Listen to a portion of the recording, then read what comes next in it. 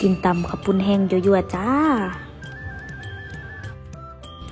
มาเริ่มขั้นตอนลวกกันก่อนเนาะลวกให้มันเปื่อยๆเส้นจะได้นุ่มๆเนาะหยุ่มหนึ่งเข้าไปเลยหมักเผ็ด ใส่หมักเลนหมักนาวปาดใส่ตามใจเลยจ้าหมักหลายใส่หลายหมักน้อยใส่น้อยเนาะปลาแดกตัวนี้นะนัวเด้ปลาแดกแม่บุญล้ำเด้อตัวนี้เด้อใส่บุหรี่เป็นไดใส่พอดีเนาะพอดีจองหนึ่ง แล้วก็ยวกเนาะบัดนี้โอ้ยลืมมะนาวตำไปตำมาก็ลืมมะนาวบัดนี้เอาบีบเข้าไปบีบตำแล้วเนาะคน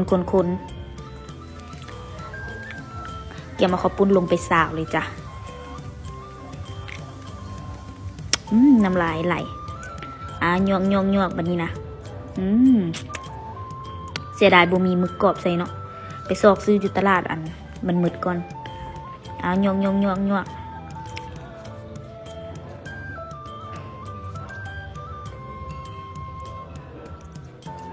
อันนี้ก็สีสันของตำข้าวปุ้นแห้งของเฮาเนาะเอาถอกใส่จานบัดนี้กะแทงหน้าตาออกมาก็เป็นประมาณนี้เลยเด้อกินเลยจ้ะบัดนี้กับผักสลัดแซ่บๆเนาะ